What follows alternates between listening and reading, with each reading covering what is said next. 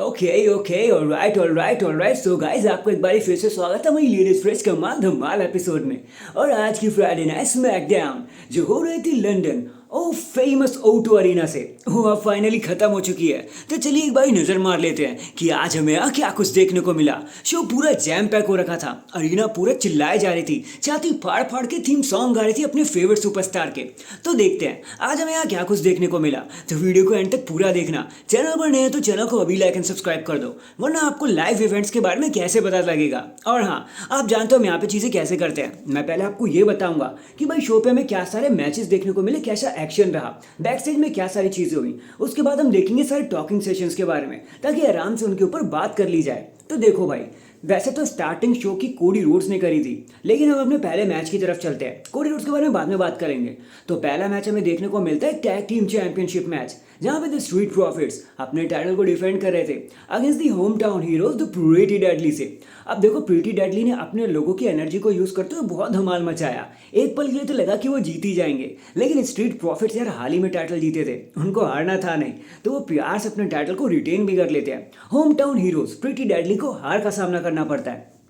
इसके बाद हमें एक अजीब सा टैग टीम मैच देखने को मिलता है, Katana Chance Kayden Carter versus Alba Fyre and Piper Newan.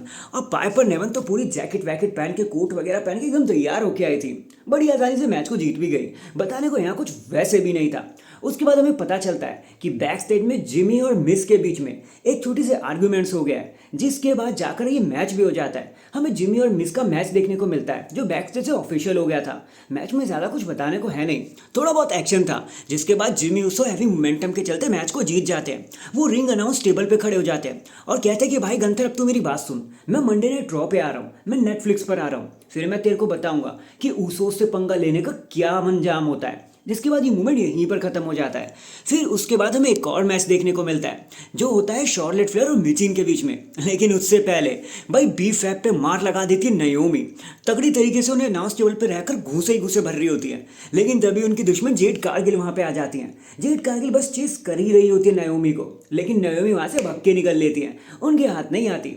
जिसके बाद हमें शॉर्लेट फ्लेयर वर्सेस मिचिन के बीच में एक 1-on-1 मैच देखने को मिलता है। बताने को यहाँ कुछ भी नहीं है, शॉर्लेट फ्लेयर बड़ी आसानी से मैच को जीत जाती हैं। जिसके बाद हमें टिफिनी स्ट्रैटन देखने को मिलती है, और वो कहती है कि शॉर्लेट जितना चाहे खुश हो ले, अपने फ्लेयर के नाम को उड़ा ले तो हवा में, लेकिन तेरे ईगो को मैं बर्बाद कर दूंगी और तेरे को पता चलेगा कि लॉस वेगस में टिफी टाइम आ चुका है। इसके बाद हमें यूनाइटेड स्टेट चैंपियनशिप मैच देखने को मिलता है, किन के बीच में, जहां एले नाइट अपने टाइटल को डिफेंड कर रहे थे अगेंस्ट ब्रॉन ब्रेकर नहीं, ब्रॉन स्ट्रोमैन। दोनों के बीच में ताबड़तोड़ मैच हो रहा होता है। एक पल के तो हमें लगने वाला होता है कि ब्रॉन स्ट्रोमैन शायद मैच को जीत ही जाएंगे, लेकिन नहीं, जेकब फातू आकर उन पर अटैक कर देते हैं। वो नॉट ओनली ब्रॉन स्ट्रोमैन को मारते हैं, बल्कि एले नाइट को भी पीट देते हैं। और बैक स्टेज में टामा टोंगा और सोलो सिकोवा को कहते हैं कि भाई मुझसे दूर हो जाओ, मेरे को तुम्हारी बात ही नहीं सुननी, अब जो बिजनेस है मैं अकेले ही कर लूंगा, फिर चाहे टाइटल लाना हो चाहे कोई और बात हो, मुझे तुम्हारी टीम की जरूरत नहीं है। अब सोलो सिकोवा और टामा को गुस्सा तो बहुत आता है, लेकिन भाई जेकब फातू समवन वेयरवुल्फ है, भाई उनको कोई नहीं रोक सकता। इसके बाद हमें और मैचेस भी देखने को मिलते हैं, जैसे नहीं, मैं पहले आपको स्टार्ट का मूवमेंट बताऊंगा उसके बाद, क्योंकि वहीं से ये मैच स्टार्ट भी हुआ था। तो चलते हैं अपने पहले मूवमेंट की तरफ, जहां पर शो को स्टार्ट करते हैं हमारे प्यारे अमेरिकन नाइटमेयर कोडी रोड्स। सारे लोग उनका गाना गाने लगते हैं, सब उनको कोडी रोड्स करके उनका मतलब प्रोत्साहन कर रहे होते हैं, उनको मतलब बहुत अच्छे से मतलब ग्रीट कर रहे होते हैं। कोडी रोड्स कहते हैं थैंक यू सो मच। बताओ यार किस बारे में बात करना चाहोगे। देखो लंदन अभी कुछ समय बाद, हम 3-4 दिन में मंडे नाइट रॉ में फिर एक बारी जॉन सीना के सामने खड़े होंगे, जहाँ पे बहुत कुछ होने वाला है। एक बारी फिर से मुझे जॉन सीना से मिलने का मौका मिलेगा। अब इससे पहले कि वो अपने रेसलमेनिया को एड्रेस करते, कि तभी वहाँ पे द वाइपर रेंडी ऑर्टन बिना बताए आ जाते हैं। रेंडी ऑर्टन की थीम सॉन्ग को भी ऑडियंस गाने लगती है, लेकिन रेंडी ऑर्टन कोडी को कहते हैं कि भाई देख तो कहाँ पर आ गया, हमने चीज़ें कहाँ से शुरू करी थी और आज कहाँ पर आके ख़त्म हो गई है। भाई देख, मैंने तेरी पूरी जर्नी को देखा कोडी रोड्स, तू कहाँ पर था और कहाँ से कहाँ पर आ गया है। तूने कंपनी को छोड़ दिया बेटर बनने के लिए, और फाइनली जब तूने कंपनी को छोड़ा तो हम सभी को लगा कि तू कभी नहीं आएगा, लेकिन तू पूरी दुनिया में घूमा, तूने खुद का बिजनेस बनाया, फिर स्ट्रांग होकर वापस आया, तूने टूटे हाथ से सेथ रॉलिंस को हराया और फिर तूने रोमन रेंस को भी हराया। तू बहुत बड़ा हो चुका है कोडी रोड्स, लेकिन याद रख मैं भी पीछे नहीं हटूंगा। जैसे ही रेसलमेनिया और केविन ओवेंस खत्म होगा मैं तेरे पीछे जरूर आऊंगा, क्योंकि मुझे पता है तू जॉन सीना को हरा देगा और मुझे वो अनडिस्प्यूटेड टाइटल चाहिए। जिसके बाद तुरंत ड्रू मैकिंटायर आ जाते हैं। मैकिंटायर कहते हैं कि भाई रेंडी ऑर्टन तू इतना बड़ा हो गया क्या, कि तुझे चैंपियनशिप मैच चाहिए, भाई छोड़ तू टाइटल मैच की, पहले टाइटल मैच मुझे मिलने वाला है। और यही रीज़न बनता है कि आज हमें क्यों ड्रू मैकिंटायर वर्सेस रेंडी ऑर्टन के बीच में एक मैच देखने को मिला। अब ये मैच काफ़ी ज़्यादा अच्छा था, काफ़ी ज़्यादा हिस्ट्री इन दोनों के बीच में। ये एक बारी WWE चैंपियनशिप के लिए भी लड़ चुके हैं। दोनों के बीच में कमाल का मैच हमें देखने को मिला। लेकिन केविन ओवेंस ने रेंडी ऑर्टन को डिस्ट्रैक्ट किया। उसी की वजह से रेंडी को खानी पड़ी claymore kick. Drew McIntyre match को जीत गए, जिसके बाद केविन ओवेंस ने पूरी कोशिश करी कि वो रेंडी ऑर्टन को अनाउंस टेबल पे पाइल ड्राइवर लगा दे, लेकिन रेंडी ऑर्टन ने सारी चीज़ें उनकी तरफ फ्लिप कर दी और एक पंच लगाने की कोशिश करी, लेकिन केविन ओवेंस बच के भाग गए।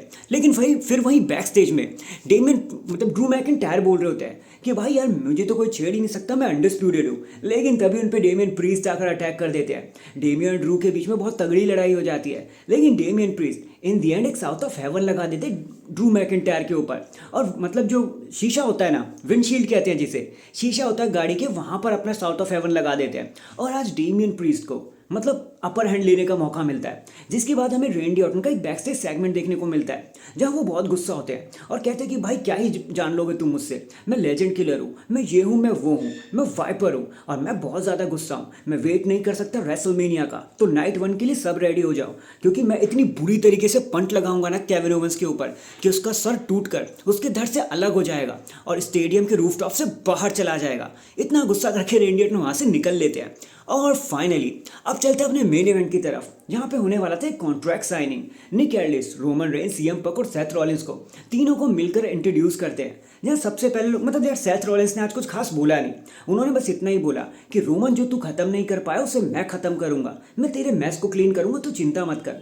लेकिन मेजर बात रोमन और सीएम पंक के बीच में हुई थी। सेथ को आज हम अवॉइड करते, उन्होंने ज़्यादा कुछ बोला भी नहीं, सिर्फ मुंह सड़ाने के अलावा। देखो भाई, रोमन कहते हैं कि अगर तुम सबको गाना गाना है तो गाना गाओ। अब नॉट ओनली रोमन की थीम सॉन्ग को पूरे O2 अरीना ने गाया, पूरे लंदन ने गाया, बल्कि पॉल हेमन ने भी गाया, जिसके बाद वो सबको एक्नॉलेज करने को कहते हैं और सब उन्हें एक्नॉलेज कर भी लेते हैं। लेकिन तभी उन्हें इंटरप्ट करने आते हैं सीएम पंक। कहते हैं चलो भाई अब मेरी बात सुनो, ये वो रेसलमेनिया का मेन इवेंट तो नहीं है जो मैंने चाहा था, लेकिन अब तुम दोनों मेरे साथ लॉक हो चुके हो, अब हम लोग रेसलमेनिया में मिलेंगे। और भाई उसके बाद पॉल हेमन एक बार सीरियस हो जाते हैं, रोने लग जाते हैं, सीएम पंक को गले लगाते हैं, ऑलमोस्ट पप्पी भी कर लेते हैं और कहते हैं कि भाई सीएम पंक, अब तू रेसलमेनिया मेन इवेंटर है, अब तू नाइट 1 को मेन इवेंट करेगा। और हमें ऐसा लगता है कि सीएम पंक और पॉल हेमन बस रोने ही वाले हैं, क्योंकि पॉल हेमन ये बोल देते हैं ना कि तेरा सपना सच होने वाला है। वो काफ़ी इमोशनल मोमेंट था, जिसके बाद सीएम पंक कहते हैं कि भाई भाई भाई बस मेरी बात सुनो, रेसलमेनिया को मेन इवेंट करना अलग बात, लेकिन पॉल हेमन अभी भी मैंने तेरे से अपना फेवर नहीं लिया। जिसके बाद भाई रोमन रेंस एकदम कंफ्यूज हो जाते हैं कि भाई इतना होने के बावजूद भी अभी भी कोई फेवर बाकी है पॉल हेमन और सीएम पंक के बीच में।